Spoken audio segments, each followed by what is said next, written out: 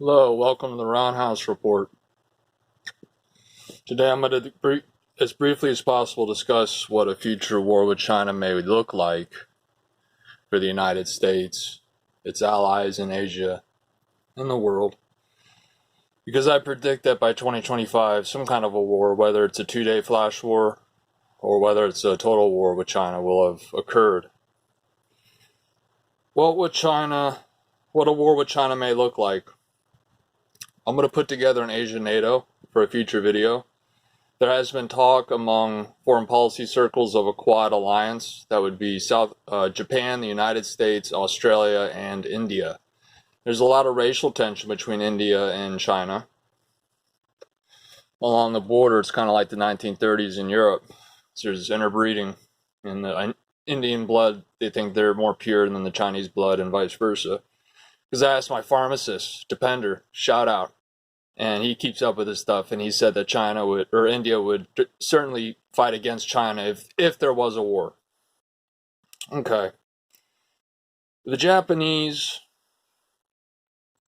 the way that it used to be, I'll just bust it out real quick. The Japs, they are investing in infrastructure throughout Asia's tiny countries. There's a bunch of them. Something Australia used to do. Australia used to be the one that invested economically in the myriad countries and island nations that make up the Western Pacific, Southwestern Pacific, up into the Indian Ocean, in that region. Oh, I don't think I have any water in this. I don't. So, in my ashtray. So the Japanese are going to take over what the Australians used to do, which is investment, because the Australians have stripped their budget. They're going to focus more on military modernization and regional consolidation, like south of India on eastward.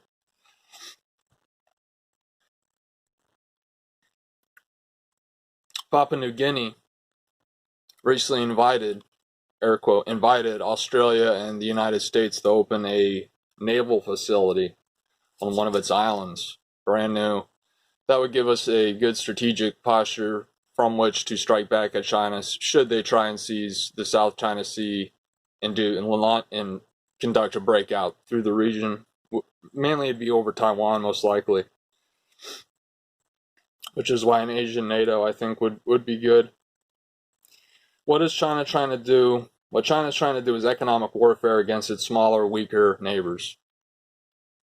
Belt and Road Initiative, all that kind of stuff, investing in their infrastructure. The idea for us is for Japan to take over that role by investing in those same countries, to try to usurp China's dominance.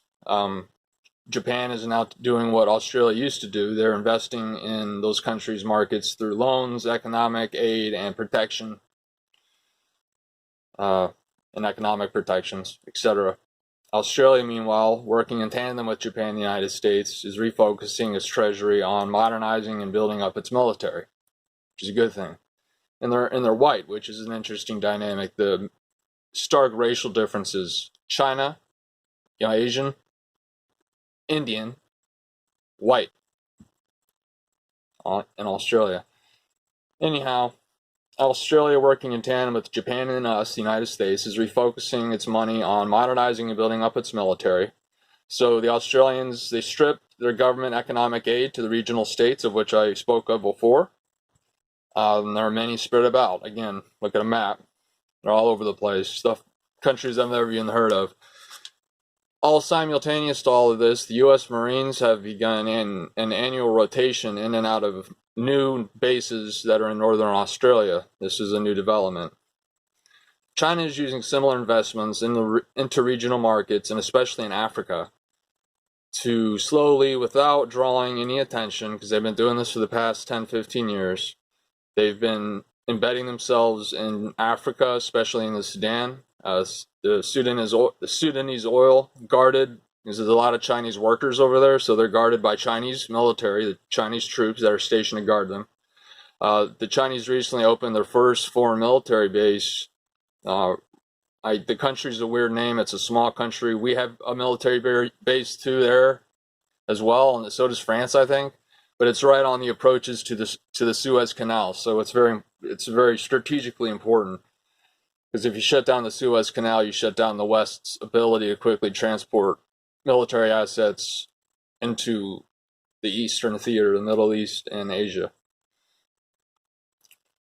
So, and they're also buying up rare minerals and materials in Africa to use for advanced technologies. The United States relies on these types of metals for our precision guided weapons, for cell phones, for things like that. Stuff that's really important. The Africans or the Chinese are buying up from Africa and investing in mining from Africa.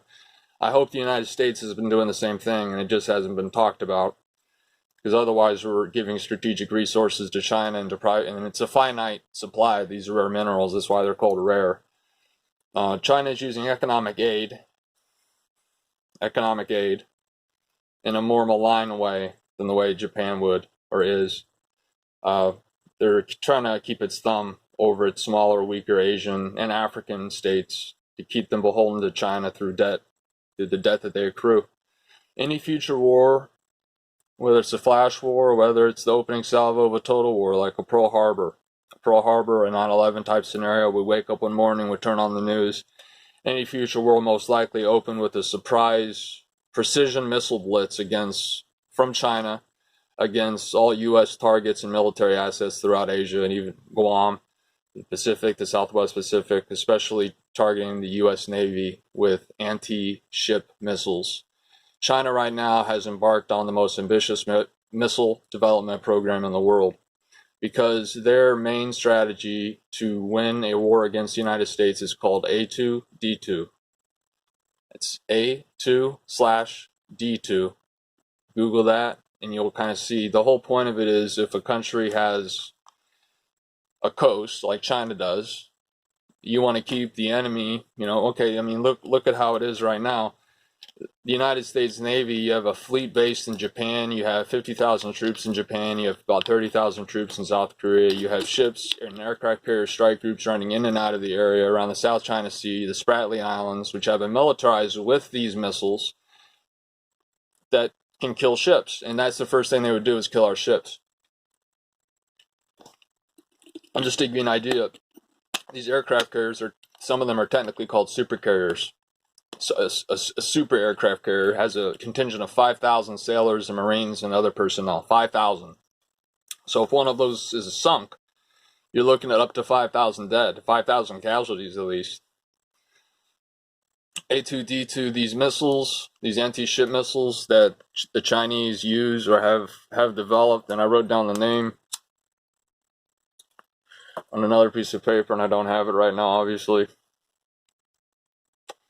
These things travel about 20 feet above the water, about 5,000 miles an hour. No, I'm sorry, around 3,000 miles an hour. So they're very hard to detect, they're very hard to track. The United States has the THAAD missile system based in South Korea, ostensibly to be a bulwark against North Korea, which is true, but also to China's chagrin, I hope I'm pronouncing that right, chagrin. Much to China's displeasure, we have the THAAD missile system, our justification being North Korea. Well, it also can easily be applied to Chinese missiles. Energy-directed weapons. The Fifth Fleet that is based in Bahrain in the Middle East, right next to Iran, the Fifth Fleet has a laser weapon that is deployed and it is activated on one of their ships. It's a directed energy weapon. The Japanese, they were looking into this at the end of World War II. It's basically, imagine a wide arc, like my hand, because an aircraft carrier is in the center, and then there's ships around it that protect it, and then there's ships around those that protect it. On the outer ships, they have like an arc, like a beam, and on the ship deck, just sweep it across the sky, and you would set like specifications like 50 miles deep, 50 miles wide, something like that. And everything within that target zone becomes a kill zone. So a directed energy weapon, a laser or radio waves, frequencies, jamming technologies can be swept across the sky and quickly bring down, say, 30 or 40 of those anti-ship missiles. Because although we have anti-ship guided missile destroyers, if a leaker gets through, a leaker would be if the Chinese shoot 50 missiles And if 2 get through, and those 2 are powerful enough to bring down an aircraft carrier, which would break the back of an aircraft carrier strike group, of which we have 10 deployed, if a couple floaters get through, it's bad. Now, we're not going to know about any of this technology until such a war were to break out, because I'm sure we have energy. I know for a fact that, as I just said, that we have energy-directed weapons based in Bahrain. And I'm sure we have them in Asia too, just not publicly declared. So it would be a Chinese like Pearl Harbor against all American assets in the region. Again, we have 80,000 in South Korea and in Japan alone. We have lots of naval assets. In Guam, I believe we have 10,000 troops. We have those Marines in northern Australia. And it would be a sudden flash war. You turn on the TV and boom, it's on. It's going. All right. If you like what you see, subscribe. It's the Roundhouse Report. I think we've covered everything. The Roundhouse Report, countering A2D2 using energy-directed weapons. The Roundhouse Report.